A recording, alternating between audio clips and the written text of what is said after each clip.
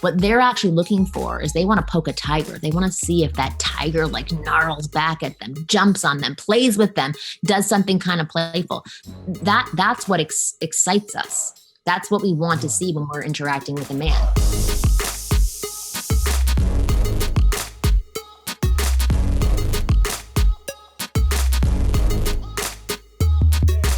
All right. Welcome to another episode of Raw Dating Advice. Welcome, welcome. We've got a very exciting guest this time, Marni the Wing Girl. Now, if you've been following my channel for a while, then you likely know who Marni is. Or if you've been following Dating Advice on YouTube, then you definitely know because she's been making waves at least the last year or so, especially since the pandemic. And so I was thinking about this today before the podcast, before we got on.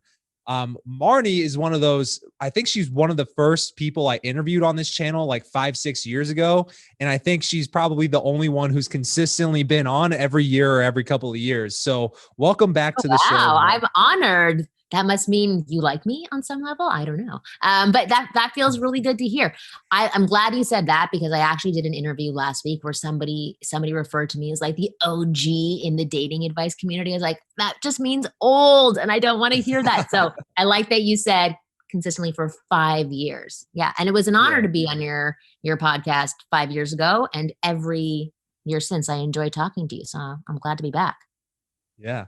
Well, obviously we have a lot of good stuff to be talking about. And one of the things I think is especially relevant to these days is like so many guys, at least that I talk to, they use the COVID pandemic as like a reason why they can't be taking action in their dating life or why they kind of put things on hold. And then some other guys are like, oh, I've just never had success. So, I'm thinking about giving up. And I'm like, bro, like, this is your life. You're just going to give up on your one entire aspect of it. And so I think that's why it's valuable to bring on someone like you who has an alternative perspective to someone like me in the dating space, just because you are a woman who obviously has been coaching guys for way longer than I've even known you. So, yeah. Well, I'll tell you one thing. So to speak to the point that you mentioned first about it being difficult during COVID. So I know many people who are dating right now, actively dating. I know that all of the dating apps and all of the online dating sites went up 3% in terms of registrations for people going into those spaces to try and date. So there are people who are actively looking to date. Maybe they're also a little bit bored because they were locked in their house for a very long time. But each of those individuals are at least on there looking for potential options, which means that people are open and ready. They may not want to be dating the same way that they were before, meaning they'll be a little bit more cautious. They'll take a little bit longer to get to know somebody, which could be a benefit for some people.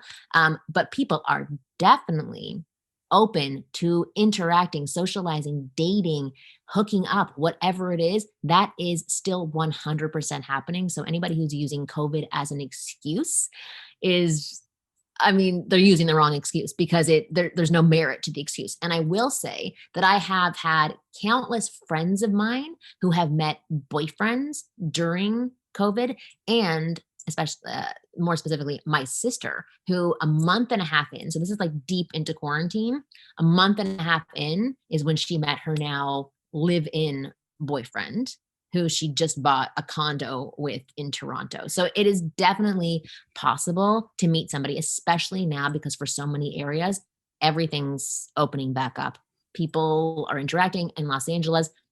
If you're vaccinated, you don't have to wear a mask outside so people can see each other's faces once again. So there are a lot of new things happening now, and anybody who is continuously using the excuse of COVID to not date and get themselves out there is just using the wrong excuse. They're wasting their time. This is actually a great time to start dating and capitalizing on the fact that people are open and ready to date. Yeah, no, I totally agree. And like, I guess the way I see it is like, if so many guys are afraid to approach, for example, because of COVID, what I think is like, oh, what a massive blue ocean for me to approach because nobody else is willing to do it. And I would be willing to bet that most women who are single are probably feeling lonely just like a lot of the guys are too. Gosh, So of course. Yeah. Absolutely. That's totally like a totally a different angle than I was even thinking about. But yes, if you are living alone right now, maybe not right now because people can go out and interact and socialize, or they've found ways to get over their hermit status for COVID. But especially in the very beginning, people are eager to interact. They were like chomping at the bits. It was like, what was it called? Cuffing season, when winter starts, like times 10, because you were locked inside of your house. So you're absolutely right. People are eager and open to socialize. And I like what you were talking about before when you said the way that you actually view like your point of view on the lockdown. You saw it as an opportunity, whereas other people see it as an excuse or a reason to lock themselves up and stop dating forever. You're very lucky that you have that mindset. And I know that you teach this to people, and I just teach this to people about how to get a mindset that's more like yours so that they can reframe their situations, change their beliefs and their outlooks so that they too can see it as endless possibilities instead of a closed door. Yeah. Well, one of the things that really helped me see it from that angle is like I recently got into like crypto investing within the last year. Oh And no, did you see it plummeting? exactly. But like that's like one of the things is like if you know like the strategy and you're in it for the long term, you see this as an opportunity to buy low, you know? Right. And so that's like why I think I was able to draw the parallel kind of from that same mentality. And so this is like buying the dip in crypto, essentially. It's totally true. It's 100% true because people are at their lowest right now. So you may as well capitalize on it. Yeah. And I guess, moving on to like the actual thing that we wanted to talk about, which was conversations. Yep. What better time to work on your ability to converse with women? Because, let's say hypothetically you met someone online, or maybe you met a girl in person and it was like a brief interaction. You were kind of iffy about the COVID, but like when you're talking to a girl on phone or on Zoom, this is where your conversational skills can either shine or completely like blow you out of the water. Yeah, So you mind kind of if we go into that a little bit? I'd love to. I love conversation. Although my brain's a little foggy today, so just bear with me. But yes, I love talking about conversation. All right, we'll see where the I conversation know goes. exactly. But see, that's a tactic as well. That's where you have an admission that you share with somebody instead of keeping it in and hiding it for yourself so that you can actually form a deeper connection. So that was my admission to you that I feel like opened up the conversation a bit more so I don't have to cover up the fact that my brain is completely foggy and that my Yeah. conversation may not be on point like usual. Yeah. No, I think that's a great thing that you pointed out too, is because like so many people try to hide their internal state or like the elephant in the room, Right. right? Like for example, if everybody's wearing face masks and it's super awkward to approach, wouldn't it be valuable to say like, I know this is like super awkward to approach, like what if I have COVID? But honestly, I thought what a great opportunity to come over here and say hi because, I who love knows that. if I'll ever see you again, like something like that, calling out that I'll ever elephant in see the your room. eyes again. Yeah, that I love that.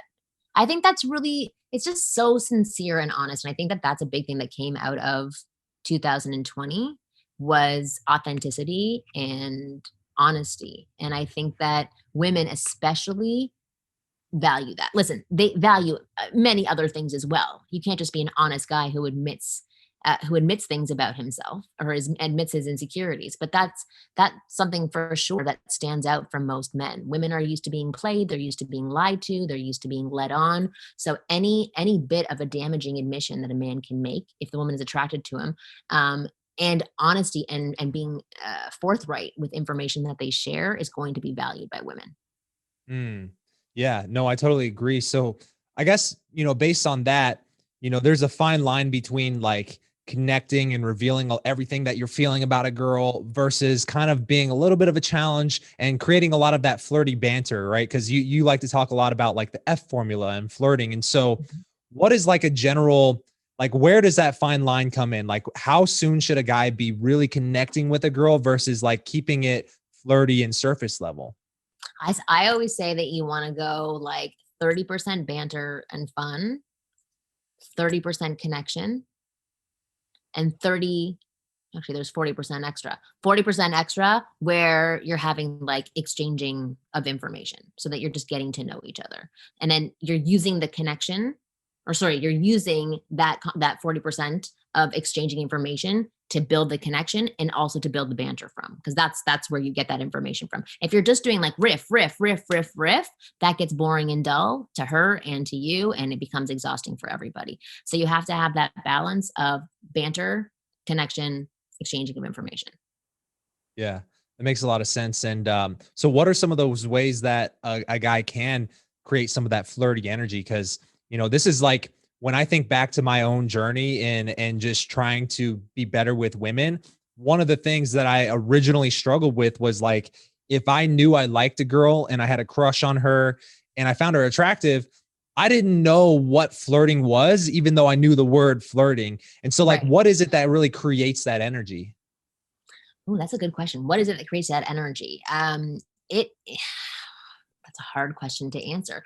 It is the way that you represent the information. So it's your body language, it's your tonality, it's your facial gestures. It is the way that you're touching. That's like 80% of flirting is all coming from within your body without a single word being said.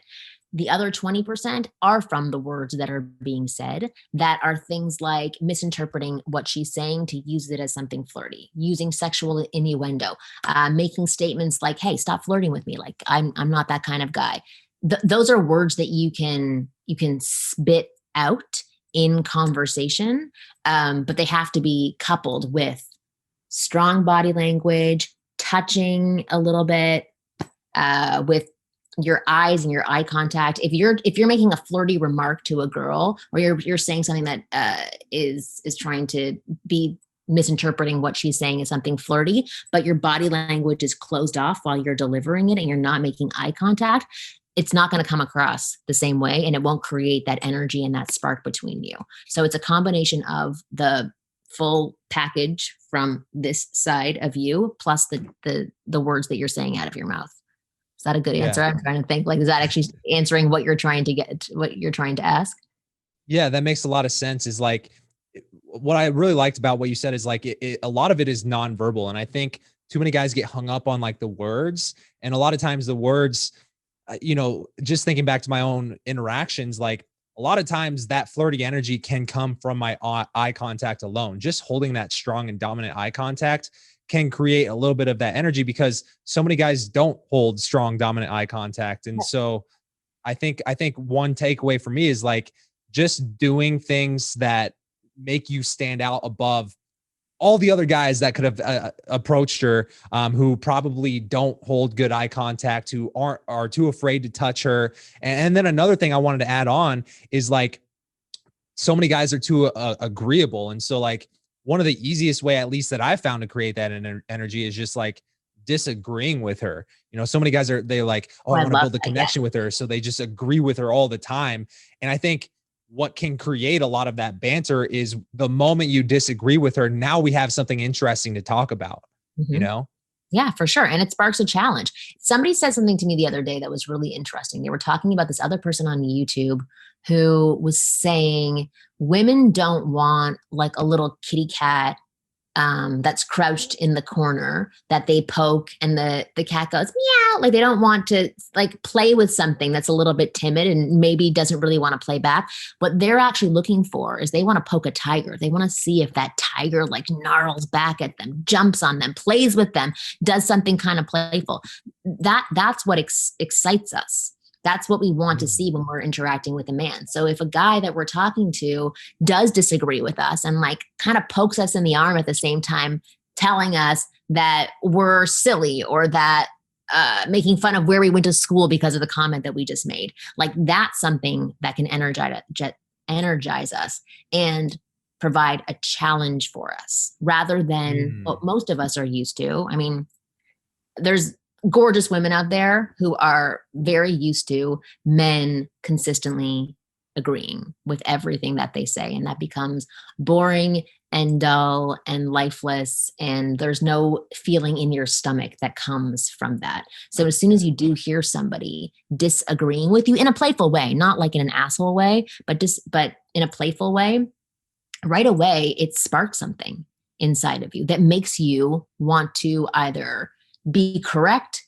win, understand why this person isn't agreeing with you. And that's where that energy and spark for flirting comes from. Mm. When you made that analogy, I think it really connected a dot for me, which was like, if a girl like tests a guy or makes fun of a guy, is that almost the same as like you poking him to see if he's a Yeah, you're lion or like, if he's a okay, little let's kitty see what cat? you got. Let's see what you got. It's interesting though, because when I did read that comment from somebody. I always try to think about like all women because I know that that's what I like. I've interviewed about 7,000 women by now, Mm, but I also handpick those people that I interview who all are also open to being interviewed. So most likely they're also extroverts or at least people who are outgoing on some level. So I do always try to think about like the shy girls or the timid girls.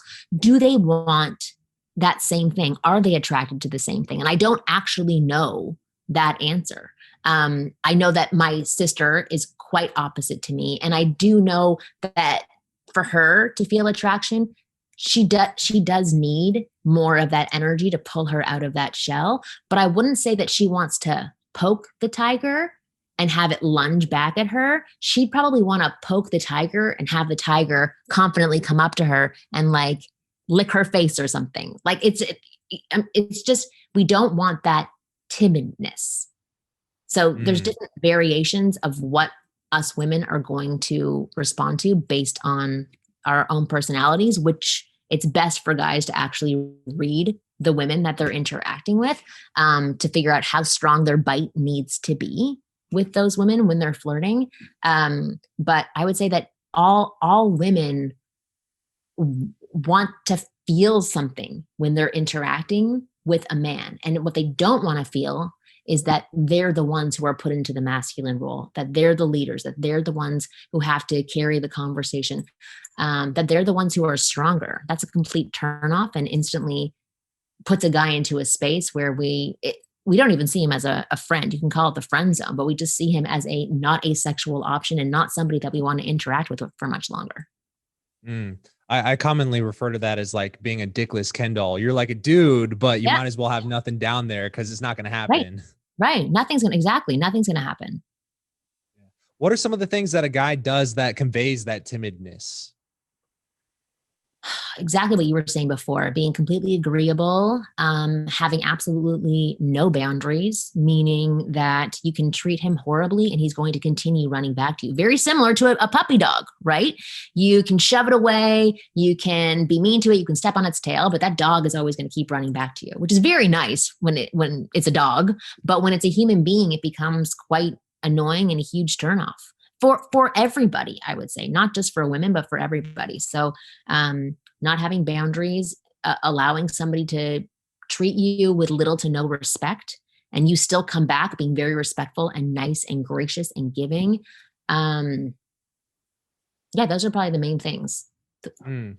So that concept of boundaries really intrigues me because I feel like a lot of times it doesn't get talked about enough in dating advice. And where your example really, it reminded me of a conversation I had with a guy who was considering some coaching the other day. And one of the things he said was like, oh, I'm thinking about, just like focusing on other things other than dating because it seems like every girl I meet, every girl I date, they just want to play games and they want to treat me, they want to treat me bad. And in my opinion, I'm like, well, to some degree, if every girl's doing that to you, then it's probably not the girls, it's That's probably you. you. Yeah. Yeah. And what did he And so say? like, what are some of those boundaries? Like, how does a guy have boundaries and what are some of those boundaries that he should be setting for himself? And how does he actually like enforce them? Well, it's funny because with my son, who is 7 years old, we had a conversation yesterday because his 4-year-old brother keeps saying to him over and over again, "You've got a girlfriend. You've got a girlfriend." And what happens when makes this statement is that my older son either punches my younger son or screams at my younger son. But basically, he gets riled up, right? He gets riled up emotionally. He gets upset. He feels hurt, and when we were on our walk yesterday, I talked to him and I said, listen, if you want people to stop treating you a certain way, you're the one who has to have self control and state your boundaries, telling them how you want to be treated and how they can continue hanging out with you if they treat you a certain way. So, for example, for my son, I told him to say to my other son, I really don't like when you say that. I said, if you're going to continue talking to me that way, I'm not going to be able to play with you. And so we tried it out this morning.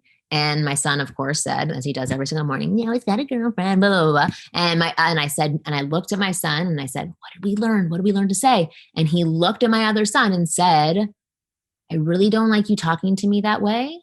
And if you're going to talk to me like that, I'm going to have to leave the room.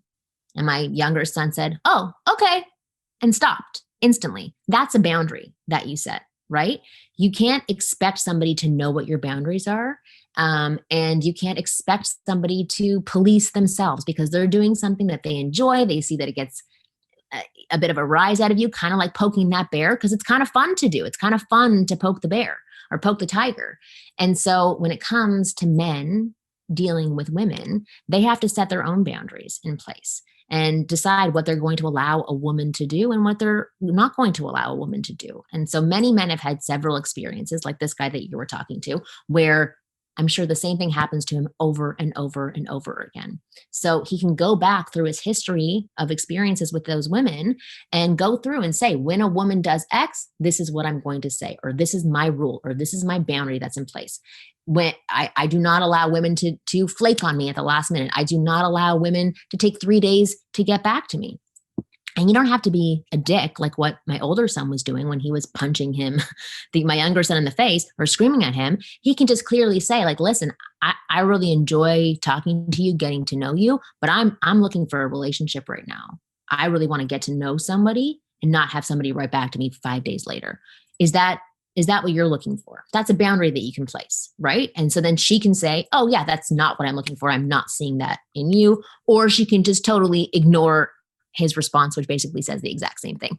And then he knows, and then he can move on. So there are no more games to be played. The games happen when you continue feeding in to this kind of rude, disrespectful, subtle communication that women are putting out to you.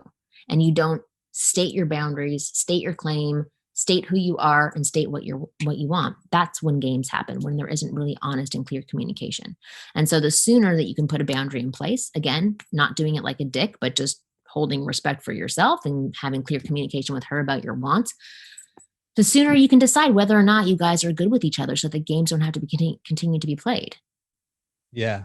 One of the things that I thought, that would really help based on everything that you were saying is like, even if you don't directly state, this is my boundary, abide by it or not, it's just like so many guys are afraid to say no or just move on.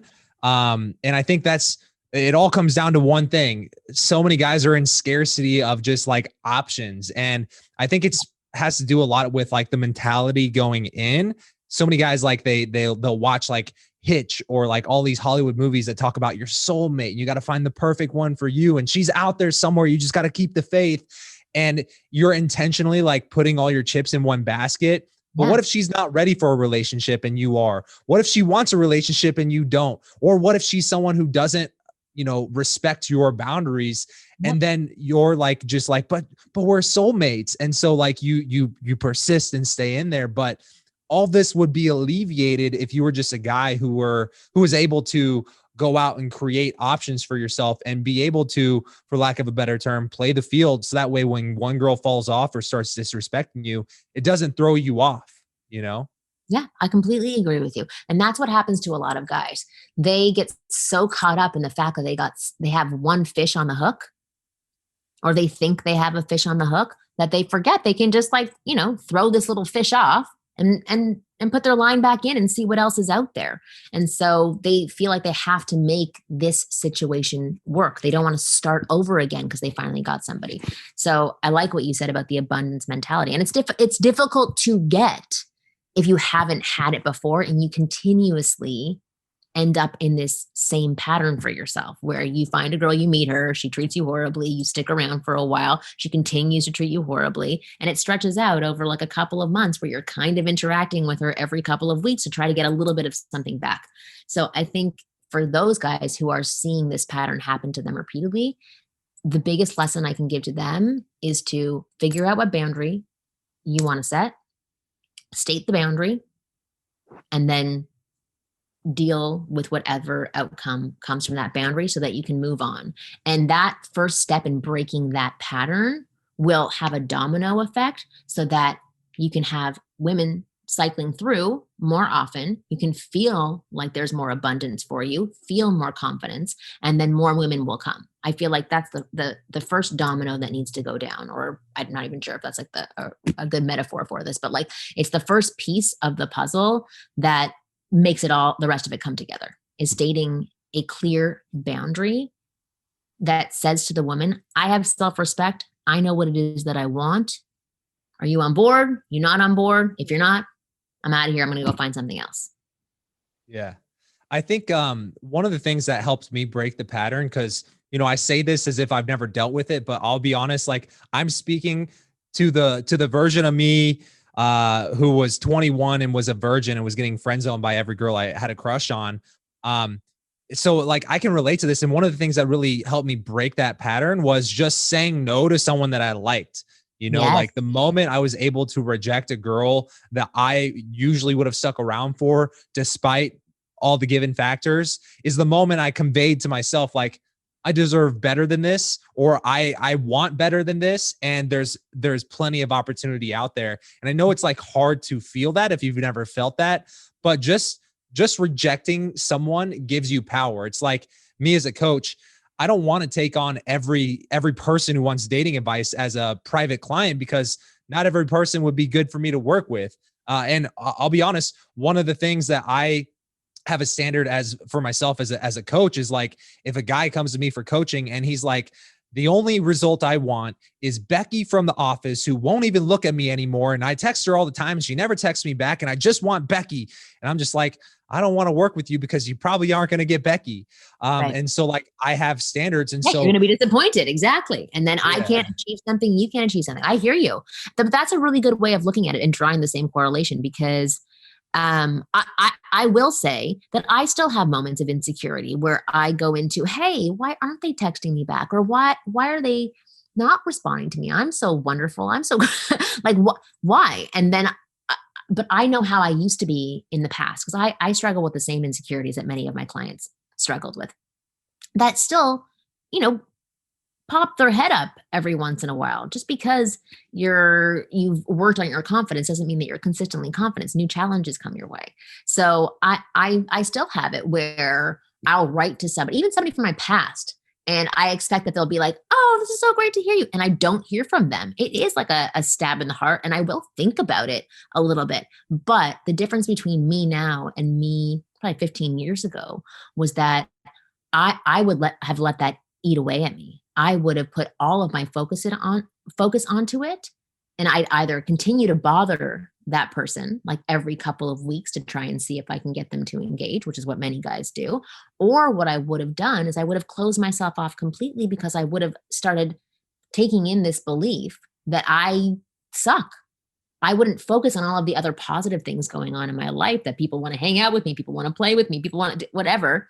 I would fixate on the fact that this one person who I haven't talked to in a very long time, probably because we weren't such great friends, is refusing to acknowledge my existence. Right. So it can still happen later on in the future, but it's about how you deal with it and how much you let it affect you and affect the world around you and define you by that one situation that somebody else, as you see it, has control over. And so many guys get into this same loop. And I would say on a daily basis, I probably have about 15 people writing to me with similar situations with a woman that they've been tapping on the shoulder, so to speak, for about 2 to 3 months, trying to get her to change her mind and turn around, when the person's mind and the person's opinion you have to change around is your own, where you sit and you think, do I like this girl? Is she really that cool? Is she respecting me? Do I respect her? What do I enjoy about her anymore? And how much do I respect myself so that I don't have to be wasting my time tapping this person on the shoulder who will not acknowledge my existence? And as soon as you answer those questions and you can answer them confidently, and you can say, I don't need this person anymore, setting that boundary in place, that's when you can move forward and start focusing on other people. Mm. I almost like relate this. Is this the same as like when a girl says, oh, this is a deal breaker? Is a boundary basically a deal breaker? Is it the same thing? No, I would say those are very different things. Like there are things that will be a deal breaker, and I guess it it like relates to boundaries. I wouldn't say that they're the exact same thing. So okay, so I here's how I would think of it. A deal breaker for me, which probably is not a real deal breaker because it can change. Let's say it would be somebody that smokes, not into somebody that smokes, right? That's a deal breaker for me. Again, can be adjusted once I get to know the person. But if somebody were to come to me saying, do you want me to introduce you to somebody, blah, blah, blah, he also happens to smoke, I'd probably say, no, that's not my thing. A boundary would be where I would say to myself, okay, in the past, I've had people who have flaked on me 3 times in a row, and I continue to try to make plans with them. The boundary I'm going to put in place is that if I initiate plans with somebody and they flake on me once is okay, but twice in a row, that boundary is I'm not going to hang out with them anymore, or I'm not going to initiate contact with them anymore. And now they have to come to me to ask for plans. It's like, it's as far as I'll go. That's as far as I will go. And now it's up to somebody else to make their efforts.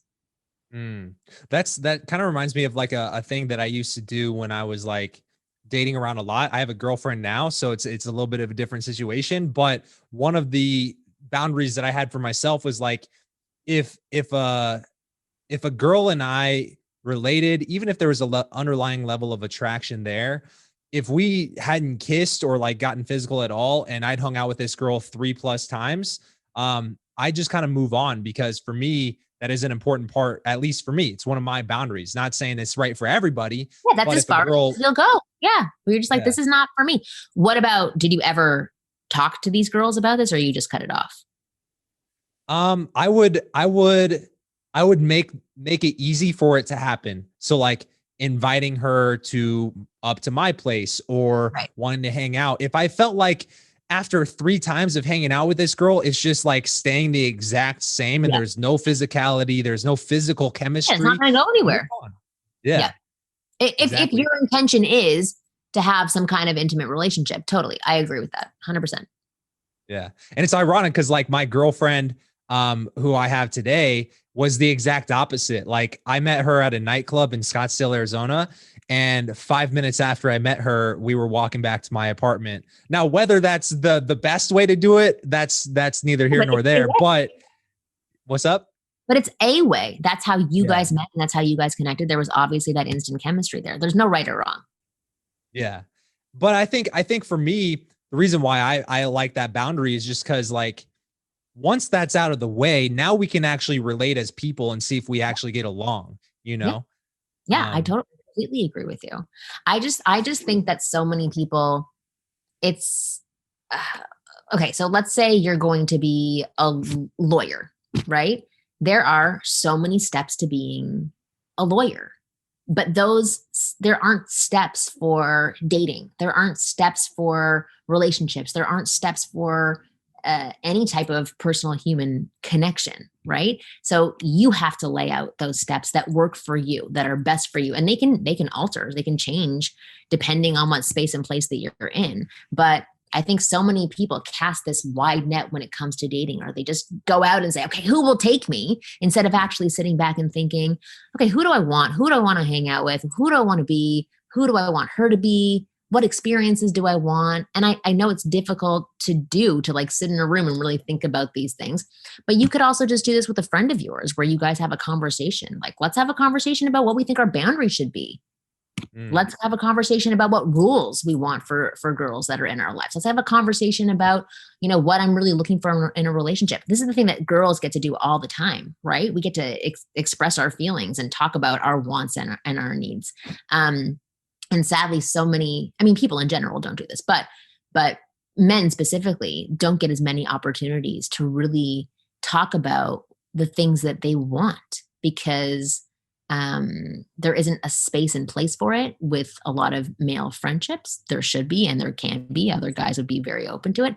And I find that if a lot of guys do express these things to females that are in their life, I think a lot of the time they can get shut down or they can get boxed into a certain area, and they're afraid of that. So they shy away from it and they don't get to express themselves, meaning they don't really get to figure out what their wants are. So I Mm. think every single person should take the time to think about who they are, what they want, and how they want to be with women in a relationship, and potentially not in a relationship, just casually. Mm. One of the I heard an analogy. Do you know who Matthew Hussey is by chance? Yeah. I heard, and this is advice that he was giving to women because he's a female Yeah. dating coach for females. But it was like, you don't want to be the train who's like waiting and it's like, I'm here whenever you're ready to hop on my train, I'll be here waiting for you. You want to be the train who's leaving the station. And so Mhm. it's like, hop on my ride and get on. And if so, we can have a good time. But if not, I'm going to move on. Yeah. I'm gonna move on. There's lots of cargo in here that needs to get to where it needs to go. Yeah, for sure. So one of the things that I also feel like is not talked about so much, just because like, as dating coaches, we talk so often about like the meeting and creating that spark, that chemistry initially right off the bat. But it's like, if a guy wants a relationship or a guy wants to continue hanging out with a girl, what is the proper way for him to show his romantic intentions with a girl, without like falling back into a lot of the mistakes, like confessing his feelings for her so early, like, I love you, babe, I'm here for you. What's the proper way to do this? It depends on how old you are, but I would say for most often the basic rules to follow are to reveal a tiny bit of information every single time that you go out with a woman. So for Mm, example, if you're on your second date and you look at a woman and you say, you're funny. I like that about you. Like little things like that that are kind of saying, I'm enjoying you, I like you, I'm into you.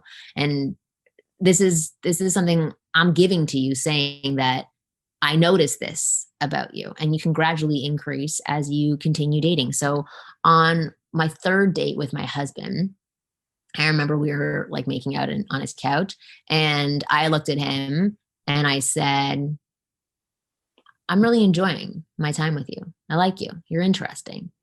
And that was like a little statement about where I'm at. I wasn't saying I'm in love with you. I want to have babies with you. I was saying that right now I'm enjoying what we're doing and I'm enjoying the fact that it's with you. And I continued to do that. And then he also continued to do that every single time that we were out with one another. Where I remember on like our fifth date, we were bowling and he like took my hand to walk me to go play pool. And what did he say to me? I totally forget, but it was something like very simple. And he just said, like, there aren't many girls that I could do this with. So it's pretty refreshing to be here with you. Right. So that's, again, it's not like I love you, I want to have your children. It's, I like you. You're intriguing me. I want to know more. mm. So it's like you're slowly winning each other over. Yeah, you're still saying like, I have options. I know there's other people out there who want me, and I know there's other people who I could want, but right now you have my focus. I don't know how long it's going to be there for, but right now you have my focus. I mean, and as you get to know each other more and you commit to each other more, you can reveal more. And Mm. you and your girlfriend were with each other the first night that you were together. I don't know how quickly you were also announcing how you felt about each other afterwards, because after that you were getting to know each other. But think about what you would want being said to you so that you feel secure continuing to hang out with that person. One thing I really liked about my husband, um, when we started dating, he would always respond to my text. And it wasn't like a frazzled way and an insecure way of responding to my texts, like on time within an hour. It was just I'm confident. I like you, so I'm going to give you my attention. We're not going to get into like a 3 hour texting conversation. um he would just always he would be responsive. He would do what he said he was going to do. He would call when he said he was going to call. He spaced out when he asked me out. Like, I remember our first date, he actually called me and asked me to go to the farmers market with him. I wasn't able to go, but I said, do you watch Entourage? I didn't have HBO at the time. It's like a long time ago when it wasn't so accessible to everybody. And he said yes. And I said, well, do you want to watch it with me tonight? It's on tonight. And he said yes. So I came over there and we ended up watching a show. And then I think I heard from him the next day. And then I didn't hear from him till probably 4 days later. And I didn't feel nervous about not hearing from him. And he didn't feel nervous about not hearing from me. He spaced it out really nicely. And then I think on that Thursday or Friday, he initiated again, say like, what are you up to this weekend? I'd love to now have that second chance to take you to the farmer's market. So then we did. Oh no, actually, I'm going to take that back. He had made the plans for the following week on our first date. He said, I'm really busy this week, but I'd love if we could do the farmer's market on Sunday. Are you available? And I had said yes. And then we didn't really talk to each other during the week. We spaced it out. So there was always just this comfort level and confidence level within him to be clear and honest about what he wanted without it feeling like he was putting his sole focus onto me and investing so much in me. He still had his life and he was doing other things, but he wanted to test out including me in it. And I There's like that. a couple of things I really like about what you said there, that I noticed about just like how you guys interacted with each other over the course of time. The first one was when you guys would text each other, it's not like you would play the game of like, oh, she took 30 minutes to respond, so I'm going to take an hour to respond. Right. It was like if I want to text you back right now, I'm gonna text you back right now. And I think that's like been one of the shifts that I've made as I got more confident in myself as a man in my own journey, was like, if I want to text a girl back, I'll text her back right away. Like, because at the end of the day, I'm confident in my value that I bring to the table, regardless of how long it takes me to text back. And then the other thing was when you guys hung out, even if it went well, he didn't feel the need to hit you up every day. Like, how was your day? What are you doing today? What are you thinking about? I think the fact that he gave you that space in between the times you hung out to really think about him rather than hitting you up every day, like some guys tend to do. I feel like that could have contributed to keeping that chemistry alive for the next time that you guys saw each other. For sure. And the thing is that there was chemistry there. So, and it was being felt from both sides. Therefore, it was kept alive. It's not like that's a tactic to keeping it alive. But I will say that if you go the other route to constantly like interacting with somebody just to interact with them, like saying, hey, how are, like without purpose, if you're contacting them, then that can kill what chemistry there is there. If there isn't, if there's little, or even if there's a lot of chemistry, it can kill it. Yeah.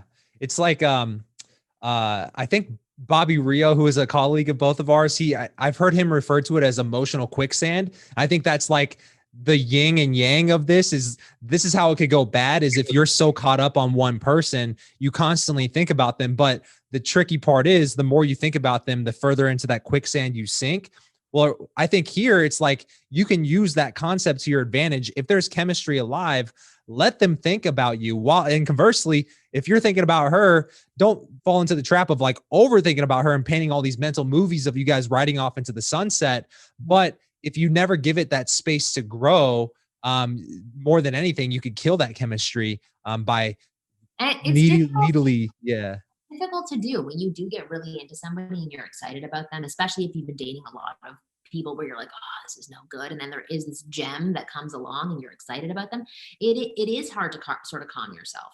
But the best way to calm yourself is by distracting yourself. So that if you do feel like texting her, text your friend instead, text your dating coach instead, text somebody else other than her, so that you're not putting that nervous, anxious energy onto her just to ensure that she still likes you by responding. Mm. And also, it seemed like when you and your husband were dating, he was doing a really good job of taking the lead and guiding this interaction. And would you agree with that?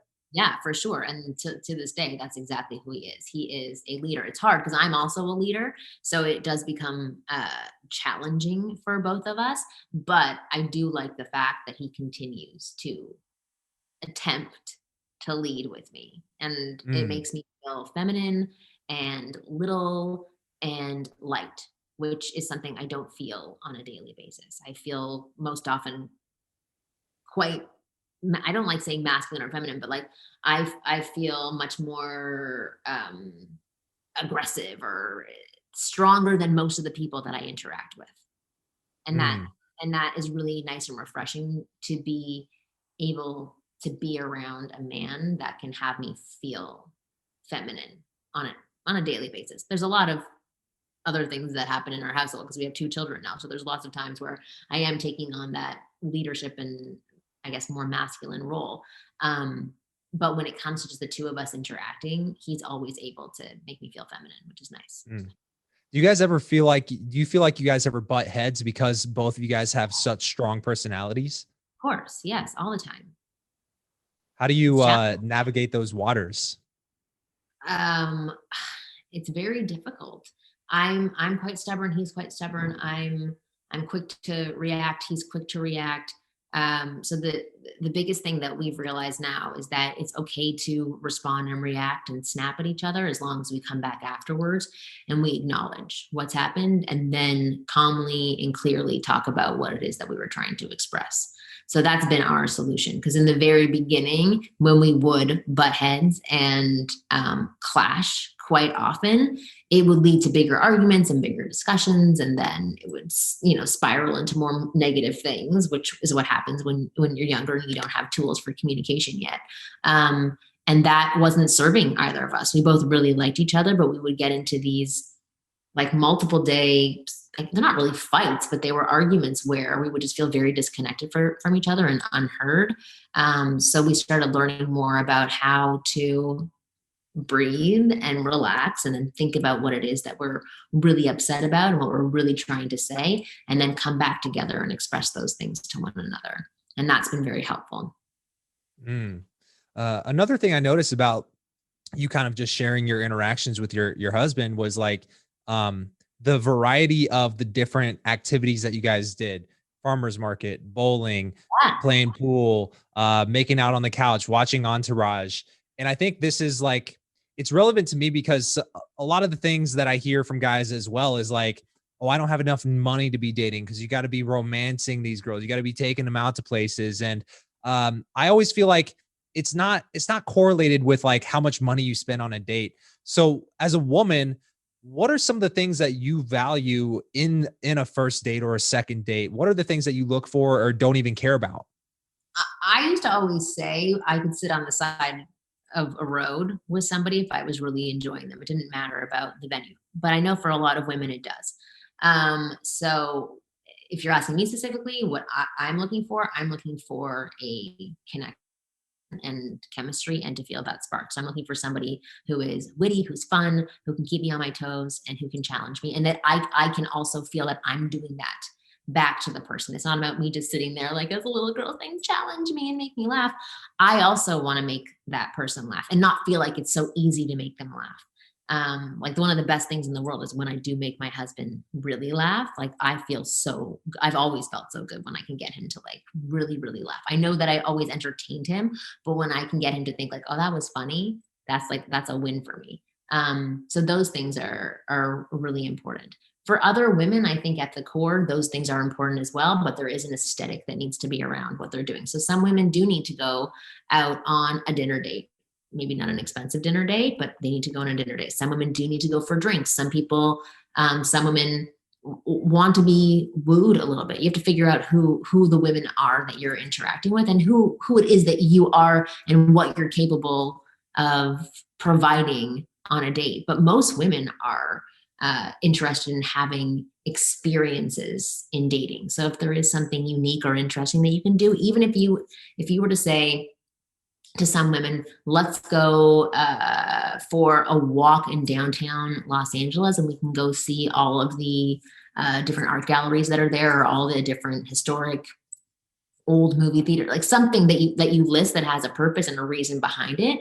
Most women will be on board with doing that stuff. And if they're not, and you really are, I think that also shows you about how compatible you would be later on. But if you're like, like a a a, a wheeling and dealing guy. I just sounded like a 90-year-old. But like, if you're somebody who wants to spend money, you like lavish things, you want to bring a woman on board with that, and like she likes it too, go do it. If you're like, yeah, I want to rent um like a Lamborghini and I want to go down PCH and go to Malibu for the day and have a picnic. We'll go pick up food here. Are you on board? Do you want to join me? Or I really want to go horseback riding. It just depends on who you are and what your likes are and what you're capable of doing. But if you Mm. are that guy who doesn't have a lot of money, then you don't need to step up and be that guy in order to date. Like, you don't have to wait until you do have money to be able to date. Mm. I think, when I think about it, like from those terms, renting a Lamborghini, going down to Malibu, it reminded me of like, one of my best friends, his sister got taken. This is years ago, but this guy met her because she was a waitress at a restaurant and he asked her on a date. And then he took her on a helicopter ride and they went to some fancy dinner. And for her, this is like so outside of her realm of reality that it's like, yeah, it's a memorable date. But at the end of the day, she's not dating that guy anymore. I don't even think they went on a second date. So it's almost tragic to think like if that guy, if that's not his everyday lifestyle and he shelled out all that money for that just to not relate with this girl, what does that say about his commitment level to her when he doesn't even know her yet? You Yeah, I know? totally agree with you. But the thing is that if that is his lifestyle and what he does, like on a Tuesday, and she wasn't on board with that because it made her uncomfortable or it just felt really foreign, then I mean, that's something that shows you right away. I might be attracted to you, but we may not connect on multiple other levels. So that, I mean, that's what dating is for. You're dating to see if your attraction can lead to something more. That's Mm. How do you basically, feel about how do you feel about like fancy dinner dates right away, like first or second date? I mean, I don't like them. I don't I like experiences. That's what I'm more into. If there was like an experiential dinner date, like we went to like a 10-course meal because we had talked about being foodies and maybe we've known each other for a long time and then going on this first date, yeah, I'd be totally into that. I would absolutely love that. Even if I were to just meet somebody random who happened to be really, really wealthy and he's like, I happen to have these reservations at this amazing restaurant. I'm loving the conversation that we're having now. You want to join me? I feel like you would like that, and then yeah, I'd be totally into it. But in general, do I love that? If I were to be going on dates like 3 times a week, let's say, or 2 times a week, if that's what I would be doing, probably not, Mm. because that feels a I little think stuffy for me. Yeah. One of the takeaways I'm getting from hearing you kind of explaining your answer is just like, it's not necessarily the thing that you're doing, but how does that contribute to the chemistry that you guys have? Which Right. is, a dot that I hadn't previously connected. And I think it's valuable because like I think even myself, I fall into the trap of generalizing, like you never want to do this on a first date. You always want to do these types of things on a date. And it's like, does that contribute to showing her a slice of your life? And are you relying on it fully to be the thing that creates the chemistry, or is it part of the experience? Right. It's like the full package. It, you're absolutely right in that it gives a little sliver of you. So when my husband asked me to go to the farmer's market on Sunday, I didn't realize that that was something he did every Sunday. That was part of his routine. It was something that he really enjoyed, that he was inviting me to be a part of. So it wasn't like he's like, okay, what can really impress her? Oh, you know what, she mentioned she's really into X, Y, and Z. I'm going to go to the farmer's market. And sometimes that can happen where you're just trying to think of ideas. But as you put it, it's like giving us a slice of who you are to this other person and saying, do you want this? This is what I like to eat. Do you want this? No, you're not really into it. Okay, well, that's going to tell me whether or not we're compatible. But oh, you do want this? I like this. I like this slice as well. Great. We can share it. We can enjoy it together. Let's see what else we can enjoy together. So it Mm, goes back to the boundaries conversation that we were having and about really getting to know who you are and communicating that to women. Everything that you do is communicating who you are, right? If you allow your body to be free and to flirt, that's communicating. I'm an open person who's interested in you and attracted to you. If you are communicating to a woman that like, I'm not really into girls who don't respond back to me, that's communicating something about you. If you're taking a woman on a really fancy date because you can afford it and that's something you really love doing every single week, That's communicating something about you, right? You're being open about who you are and saying, do you want this? Do you not want this? If you don't want it, I'm going to go somewhere else. So the more that you can take the filters off of your communication and really just put out who you are. And it may be, I'm the guy who's unemployed right now, can't really afford very much, but I really enjoy going for walks on the beach. Do you want to join me? Like, same thing. That's communicating about who you are. And if that person's on board, then you can have a nice night together, a nice few weeks, a nice few months, a nice few years, a lifetime, whatever it is. Yeah, makes sense. So, to close out here, I have two questions that have been asked to me, either YouTube comments or email. And I wanted to kind of bring you in and, tag team these questions together. The first question came from Jeremy, and he said, so let's say you're talking to a woman at a bar and her pupils are dilated and she starts asking questions like, where did you go to school? And what kind of things do you like to do for fun? Is that a moment where you should, is that her trying to connect with you? And if so, should you lead her to a different place or like lead her to a place where you guys can sit down and talk? Oh, totally. You should. 100%. Say, I can't really hear you so well. This seems like more of a sit down conversation. Why don't you come over here? Okay. Well, here's where I went to school. And then you give your answers. I think every moment is an opportunity to go sit down and have a conversation. But it sounds like she wants to get to know more about who you are before she invests. So if for some reason she says, I don't want to go sit down, where did you go to school? Like, oh, we don't need to sit down. Where did you go to school? Then you can give your answer. You can also joke around with her. Maybe like tell her that you went to clown school or something like that. I don't even know. Just make something up. Just say, no, I'm just joking. I went to UCLA and I did this, and this. What did you do? Where did you go to school? It's how you collect information to get to know the people in front of you. It's her way of making an effort. And the thing is that maybe in her mind, she's thinking, okay, whatever he responds, I'm going to be okay with, but I need information to know about him. So if you, for example, said, I didn't go to school, and she's somebody who really values education and really values somebody that does go to school, then you might need to give her more information with the why of why you didn't go to school. I didn't go to school. The truth is that I'm really intelligent. I test on Mensa level. I don't know. You give whatever background it is. That's the truth about it, where you're not embarrassed by it. You're proud of it. I didn't go to school because the things that I'm doing in life don't require me to go spend $100,000 on education. I knew at the time that I was 12 years old, I wanted to be a contractor. So I started working for a contractor when I was 14 years old. I've worked my way up the ladder and now I do X, Y, and Z. So you just got to give her context to your answer so that she can understand where you're coming from. That makes sense. And one of the things I like that you did there was like, especially if you guys are injecting that banter into the conversation, you gave a playful answer first, and then you gave a serious answer. And then the other thing I would kind of add to what you said is like, be careful to not qualify yourself. So if like, for example, I didn't go to school, the moment you start framing it in your own head as like, oh, she's not going to like this. And before you even gauge her reaction, you're like, but I didn't go to school because X, Y, Z. I think that's where it kind of becomes dangerous too. Yeah. When you're defending yourself, there's nothing I hate more than, this is something that I don't like from my father. It's something I don't like from my husband as well. When they go right into defense mode, I can't stand it. And I try my hardest not to do it because I want to be proud of everything that I say and do. And even when it's something that people won't like to hear.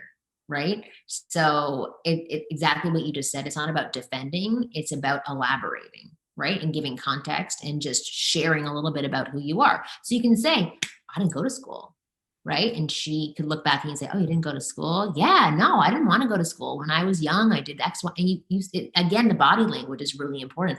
The smile on your face, the enthusiasm in your voice, the way that your body's moving, that's going to express to her that you're proud of the fact that you didn't go to school and that you're not ashamed of the fact that she may see you differently because of it. Yeah. And it's like you said, the delivery, it's like, I didn't go to school, or, well, I didn't go to school. Right, exactly. Two different ways of expressing it. I mean, that's something for people to play with as well.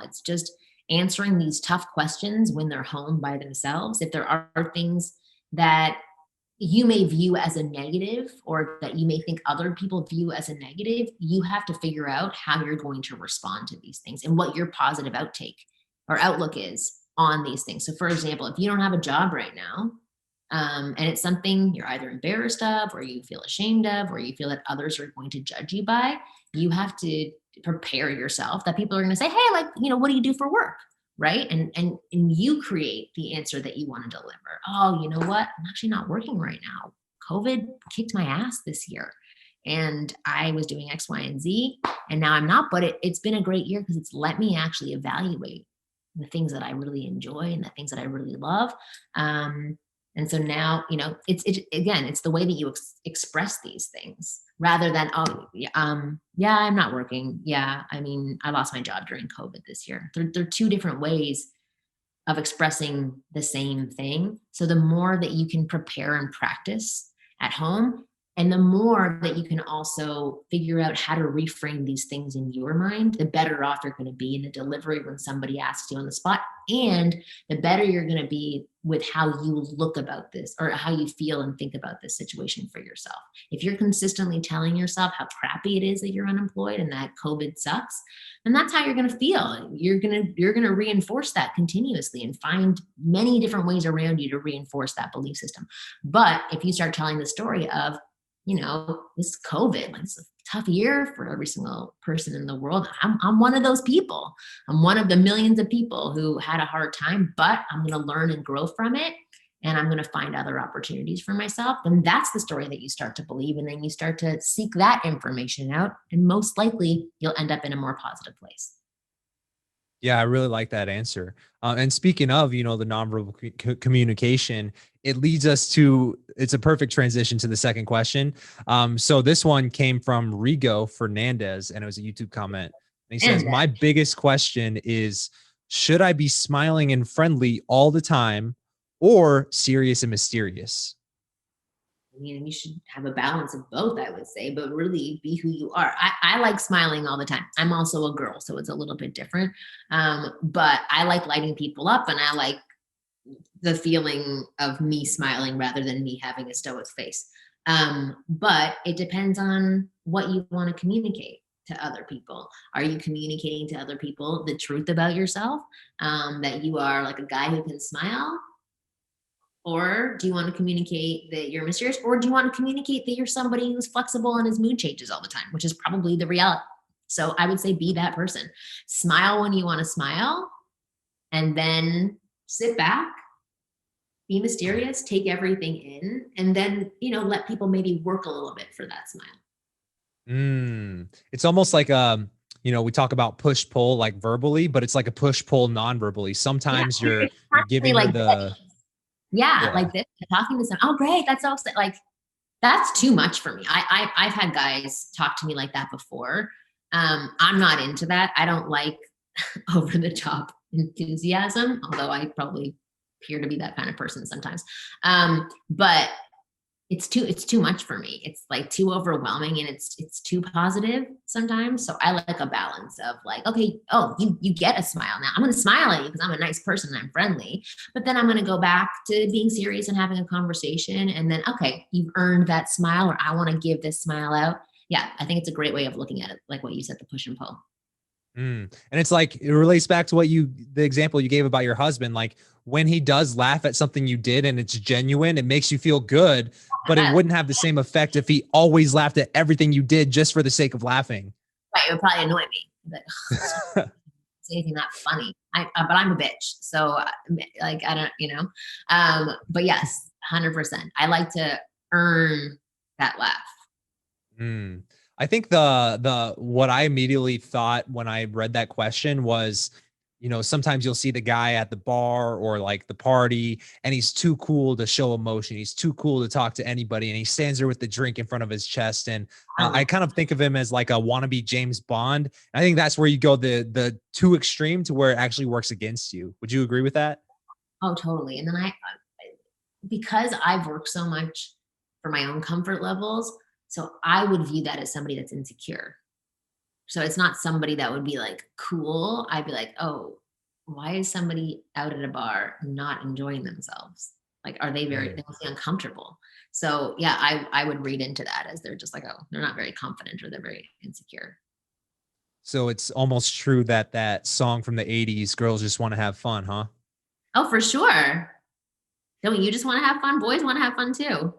100%, especially if it's interacting with women. I think, this is a good note to kind of end on, but like one of the things that I see is like the difference between the guys who actually make the leap and actually create success in their dating lives versus the guys who don't, or the guys who like look at it as like a chore, or they dread going out and talking to women and they feel like it's something they're obligated to do or they have to do. I think the moment you start having fun and enjoying it is the moment that girls start having fun around you, which is a upward spiral of like, hey, this is fun. I'm gonna enjoy myself, and it becomes a positive experience where you can Totally, relate to someone. totally agree. Yeah, Yeah. anytime So, anything is a chore or a job, it's gonna suck. It's gonna feel horrible. It's gonna feel horrible to be around them. But anytime somebody's really interested in the people that are around them, they're curious, they like when people pay attention to them. Yeah, that's gonna feel much better to be around. yeah, 100%. So obviously, it's probably pretty easy to find you on YouTube. But if someone wanted to check out maybe your program, the F formula, or something like that, where should they go to check you out? Yeah, they go to what did we changed the link to something else, but they can go to theflirtmethod.com and they can go check out the flirt for the F formula, which I it was really hard to give like a short answer for flirting that, with the question that you asked in the beginning, but it gives a very in-depth um not description, but like definition of flirting, and then also the 3 steps to flirting. And it's like an 80-page book, and it's like a 2-hour audio book. So it gives like complete instructions on how to flirt with women in a way that they're going to respond to you. It gives you all the 3 phases you have to go through. And thousands of guys have bought the program, and thousands of guys have loved the program and said it changed their lives. So yeah, definitely go check that out. That's awesome. And I'll put a link to that in the description below this video as well. And I also, correct me if I'm wrong, I believe I have a bonus that I wrote about banter that's included in the F formula, correct? I think so. Yes, you do have it in there. I totally forgot about that. You do. The sniper? No, what is it called? The fearless banter formula. Banter formula. Yeah, it is in there. Totally. Yes. I forgot about that. Yeah. So definitely, guys, if you've been listening this far into this interview, you can't not check it out. You definitely know how to flirt. Like, so I've read your book a couple of times actually, and I've used some of your stuff to help guys that I coach. So you definitely have a way with words. You know what you're talking about when it comes to bantering and flirting with women, like the lines to say. So definitely go check that out. Awesome. Well, I'm gonna let us end on that high note because she just gave me a compliment and I feel so flattered. And my video just cut out. All right, Perfect. guys. We'll see you guys. Peace out. Thank you so much, Marnie. Thank you.